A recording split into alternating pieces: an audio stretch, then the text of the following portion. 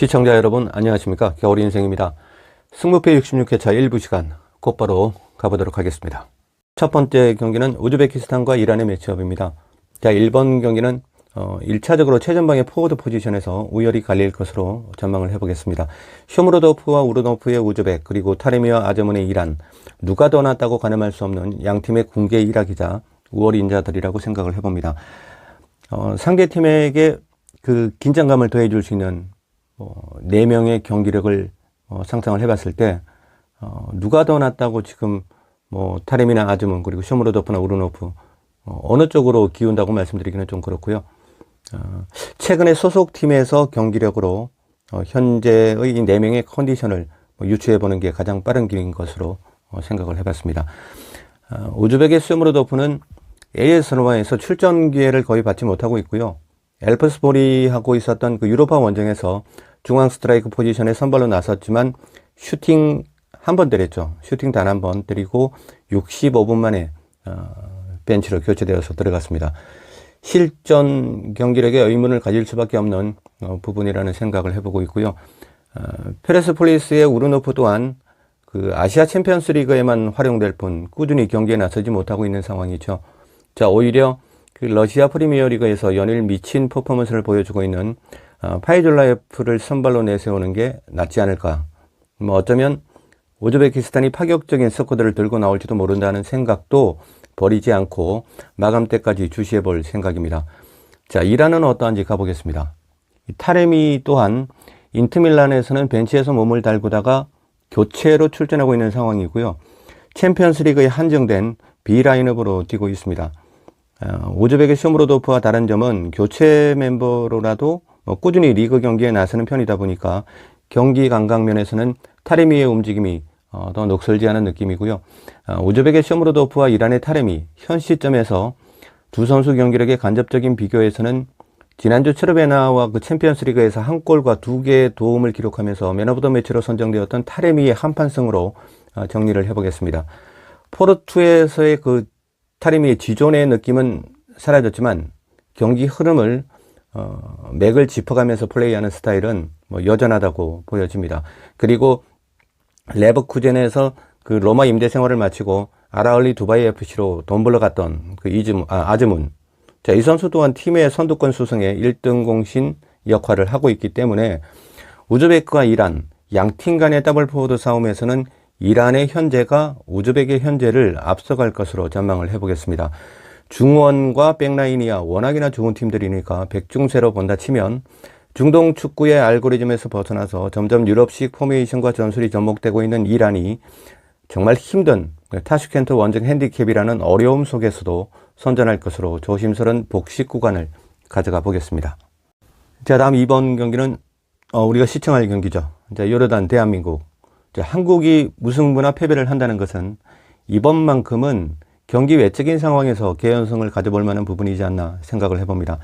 캡틴 손이 소집되지 않은 상황은 손흥민 분리불안 정세를 보이고 있는 벤치의 문제일 뿐 기존 선수들에게는 A매치에서 존재감을 증명해 보일 수 있는 기회의 장이자 일부 선수들에게는 축구 선수로서 입심양명할 수 있는 더할 나위 없는 무대가 되지 않을까 그렇게 생각을 해보고 있습니다.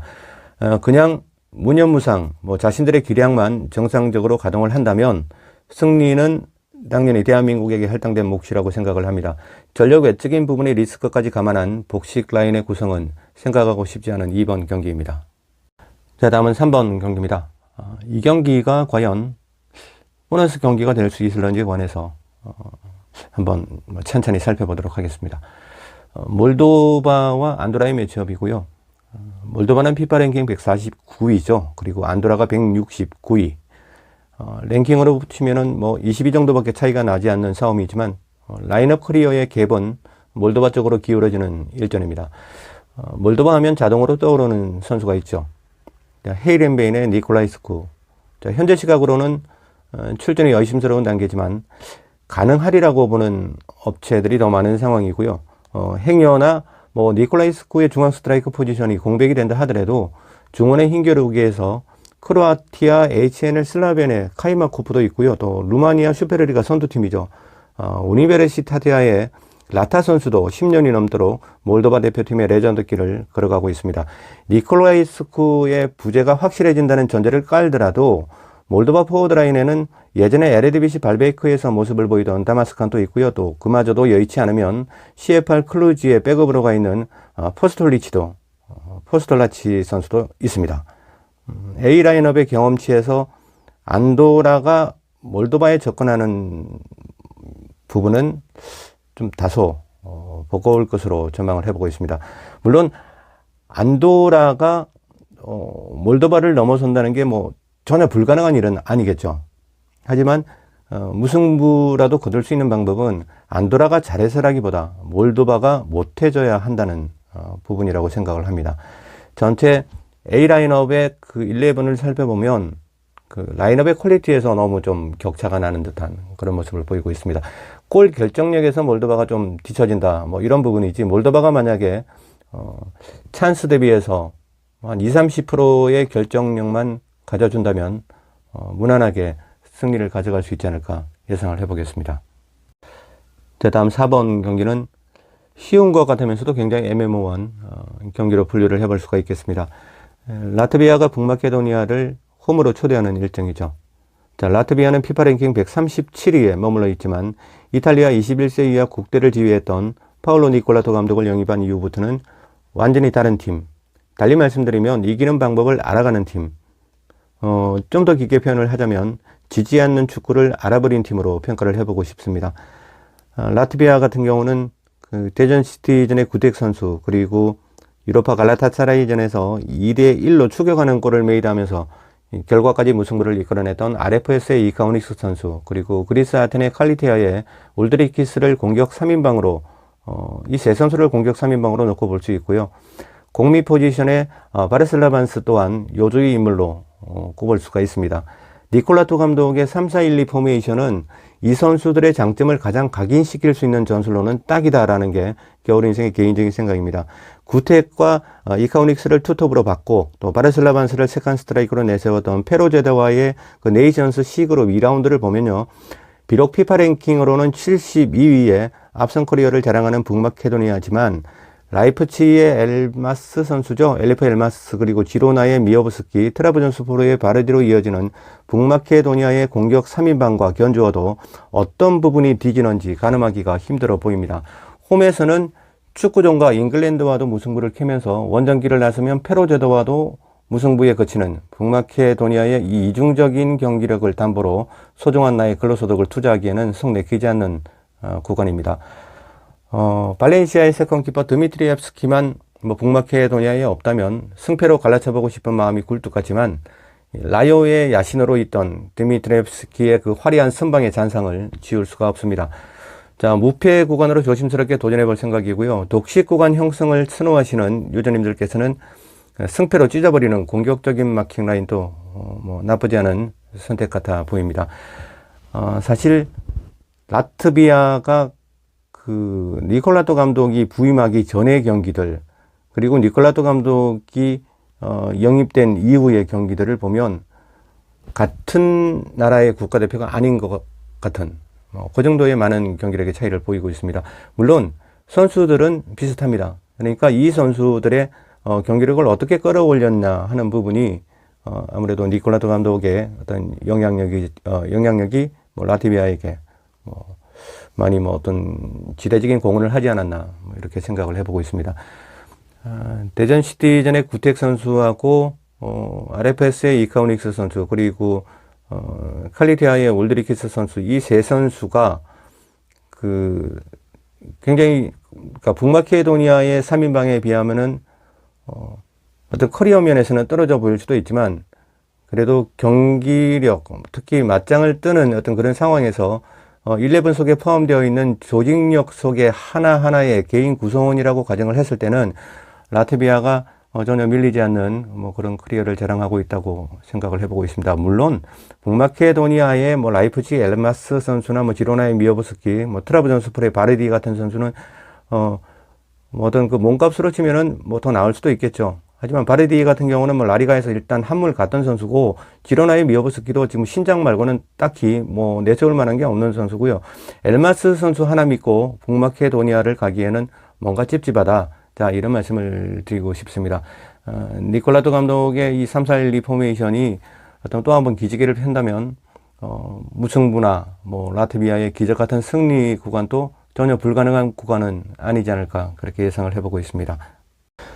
자, 다음 5번 경기는 포르투 대상 구간에서도 째려보고 있는 경기이기는 합니다. 자, 오만과 쿠웨이트의 매치업이고요. 이 경기는 그 중동의 동네밥이었던 쿠웨이트가 대한민국이 속해 있는 B그룹에서 지금 현재 2전 2무승부로 다크호스로 부각된 이유가 무엇인지부터 살펴봐야 한다고 생각을 합니다. 상대적으로 쿠웨이트보다 전력이 앞서 있던 요르단 원정에서 1대1로 무승부를 챙겼고요. 홈이었지만은 이라크와도 0대0 무승부라는 괄목할 만한 결과를 내놓았던 이유는 하나밖에 없겠죠. 안토니오 피치 감독. 자, 부임하자마자 두 번의 경기를 모두 무승부로 이끌어내면서 쿠웨이트의 전투력을 완전히 바꿔놓은 피치 감독이죠. 이 피치 감독은 10여 년 전에 그 라리가 발렌시아 소방수로 시전 중에 부임을 해서 발렌시아의 준전성기를 구가할 수 있는 동력을 만들어낸 감독이었습니다. 너무 오랜 세월이 지난 테라서 그 모든 부분을 기억할 수는 없지만 상당히 공격적이었던 전술과 전략, 그리고 선취골을 넣고도 선수들에게 잠그는 법을 요구하지 않았던 피치 감독이었고요. 발렌시아 팬들에게는 그 레전드 매치로 기억될 3경기가 있었죠. 제가 배팅을 했었던 경기였기 때문에 소환을 해보자면, 레알 베티스에게 5골을 퍼부었던 경기, 5대0인지 5대1이었는지는 기억이 나지 않지만 이 경기하고 또 그 유로파 파이널 스테이지에서 스위스 바젤을 5대0으로 광탈했던 경기, 그리고 역시 유로파 파이널에서 세비야에게 원정 2대0 패배를 당하고 그 극단적인 불리함을 딛고 2차전을 3대1로 제압하면서 3대3으로 균형을 맞추던 사건, 당시에는 원정 다득점의 룰이 적용되던 해였죠. 그래서 발렌시아의 행진은 거치게 되었지만 피치 감독을 연호하던 발렌시아 팬들의 열광적인 모습들을 잊을 수는 없습니다. 발렌시아 때의 업적을 발판으로 훗날 칠레 국대 감독으로 승선할 수 있지 않았나 하는 게 개인적으로 회상해보는 안토니오 피치 감독입니다. 하지만 한 가지 걸리는 건 피치 감독이 절겨 꺼내들었던 4-4-2 포메이션, 그리고 4-2-3-1 포메이션은 쿠웨이트의 직전 2경기를 보면 불가한 전술이다 하는 부분입니다. 그래도 5백으로도 점유율을 앞서갈 수 있었던 그 쿠웨이트의 1, 2라운드를 보면 오만 원정에서도 피치 감독의 히든카드를 기대를 해도 되지 않을까 사료가 됩니다. 안토니오 피치의 사우디와 바레인 감독 시절에 관해서는 뭐 들여다보지 않았고 뭐 전혀 정보도 없습니다. 어떤 경기를 치렀고 이런 부분도 없고요. 하지만 그 피치 감독의 발렌시아 시절, 그리고 또 피치 감독의 칠레 국대 감독 시절, 그리고 피치 감독이 쿠웨이트에 부임을 해서 지금 2라운드를 치르는 동안에 그 2경기들, 자, 이런 경기들을 보면 사실 쿠웨이트는 5-3-2 포메이션으로 나갔는데 5백을 가지고도 중원의 점유율을 앞서갔다는 게, 또 상대팀이 전력이 앞서 있는 요르단, 그리고 또 이라크, 자, 굉장히 좀 의미심장한 팩트가 아닌가, 그렇게 생각을 해보고 있습니다. 일단은 점유율이 앞선다고 무조건 승리를 하는 건 아니지만 중동 축구에 있어서는 점유율은 저는 굉장히 중요하다고 생각합니다. 그래서 쿠웨이트가 뭐 쿠웨이트 같지 않아 보인다는 건 현재 쿠웨이트는 이전의 쿠웨이트 같지 않아 보인다는 건 분명한 팩트로 보여지고요. 쿠웨이트의 무승부와 승리 구간에서 고민해 볼 예정입니다. 포르투 같으면요, 뭐 플러스 앤디로 배팅해놓고 경기를 즐기면 되겠지만, 오만도 대한민국에 패하고 나서 감독 잘라내고 새 얼굴로 분위기를 쇄신한 상황이기 때문에 이 오만 국적의 야베르 감독이 오만의 아이들을 또 원팀으로 만들어 놓을 수도 있다는 그런 가정까지 배척할 수 있는 근거는 없습니다. 그렇다 보니까 무패 투마킹의 구매 용지가 오만의 승리로 휴지가 되는 상황은 겪고 싶지가 않고요. 틀리더라도 원마킹으로 말아잡숴야 타격이 없겠죠. 자, 일단은 무승부 구간에 돌을 내려놓고 무로 갈지 패로 갈지는 최종 확정 구간 방송 전까지 이 A 라인업에서 이탈되는 양팀의 스쿼드에 예의주시하면서 소중한 구간 하나를 선택해 보겠습니다. 자, 6번 경기는 바레인과 인도네시아의 매치업입니다. 자, 이 경기는 의외로 쉽게 풀어볼 수 있는 매치업으로 사료가 됩니다. 신태용 감독의 인도네시아는 이제 아시아의 블루칩으로 불려져도 괜찮은 팀이죠. 델러스의 주전키퍼 파에스, 그리고 베네치아의 측면 삼선 이저스, 또 알메르시티의 오른쪽 볼란치 타미에다가 새롭게 신태용 감독의 부름을 받은 에레디비시 트벤트의 부동의 중앙백 미제 힐거스 선수도 있죠. 또 저볼레의 오른쪽 삼선 엘리아로 레인드스까지 포함하면 인도네시아의 11은 갈수록 상향 평준화되어 가고 있다. 자, 이런 느낌을 주고 있습니다. 뭐 대한민국을 비롯해서 많은 팀들이 긴장을 해야 되지 않을까 그렇게 생각이 들고요. 뭐 변방 리그기는 하지만 벤치 멤버도 아니고 주전 선수로 뛰고 있는 선수들입니다. 자, 하지만 인도네시아에게 재난 같은 일이 하나 생겼습니다. 자, 아시아권의 강팀 사우디와 호주를 상대로 2연무를 기록했던 인도네시아의 1, 2라운드를 보시면서 구독자님들은 가장 기억에 남는 선수가 누구입니까? 저는 물론 제 생각도 그렇지만 뭐 심판진들이 있다면 만장일치로 파에스키퍼가 지목되지 않을까 싶고요. 파에스키퍼가 없었다면은 제 생각에는 1, 2라운드 두 경기 모두 패했다고 생각합니다. 그래서 아무래도 파에스키프 때문에 두 경기 모두 무승부를 거두었다는 생각도 저뿐만 아니라 뭐 현지 매스컴들도 그렇게 지배적으로 이야기를 하고 있고, 자, 그런데 이 파에스키퍼가 지난달 29일에 그 MLS 올랜도 시티와의 경기에서 손목 부상으로 메디컬 리스트에 등재가 되었습니다. 자, 22살의 어린 키퍼죠. 아리 키퍼나 아니면은 아르가이나타 세컨 키퍼가 지키기에는 압박감이 큰 경기로 사료가 되고요. 신태용 감독이 뭐 솔로몬에게 지혜를 빌려온다고 하더라도 바레인의 한 골은 터질 것이라는 생각. 자, 이 생각은 변함이 없습니다. 파에스키퍼가 없다면은 바레인의 골은 분명히 한 골 이상은 터질 거라는 생각을 하거든요. 그렇다면은 인도네시아가 바레인과의 질퍽질퍽한 넙축구에서 원정 두 골을 기록할 거라는 부분에서는 회의적입니다. 인도네시아의 승리의 구간은 일단 지워보고요. 바레인의 승무로 뭐 3마킹 같은 2마킹을 일단은 선택을 해보겠습니다. 자, 다음 7번 경기는 월드컵 아시아 경기들 가운데서는 가장 재밌는 경기가 이 경기가 아닐까 그렇게 생각을 해보고 있습니다. 그리고 이미 아시아를 벗어나서 더 먼 곳으로 지금 향하고 있는 그 일본 축구의 알고리즘에 관해서도 지켜보는 것도 굉장히 재밌지 않을까. 어떤 또 축구의 다른 부분도 배울 수가 있고 뭐 그렇다고 생각을 합니다. C그룹에서 상당히 난감한 상황에 직면해 있는 사우디아라비아입니다. 자, 제 아무리 만치니 감독이라 하더라도 탈아시아 축구를 선보이고 있는 일본의 축구 갈라쇼를 망칠 수 있는 방법은 묘연해 보입니다. 비록 홈에서 치러졌던 그 직전 두 번의 월드컵 예선에서 두 번 모두 일본을 잡아냈던 사우디지만 지금 이 시간에도 일본 축구는 쉼없이 진화를 거듭하는 중이고 사우디 만치니 감독은 그리고 우리 모두는 이제 일본의 진화를 저지할 방법이 없다는 것을 인정을 해야 할 것으로 사료가 됩니다. 이상으로 겨울 인생의 축구 이야기 승무패 66회차 1부 시간이었고요. 내일은 2부 시간으로 그리고 모레는 최종 확정 구간 16 복식 시간으로 다시 찾아뵙겠습니다. 감사합니다. 겨울 인생이었습니다.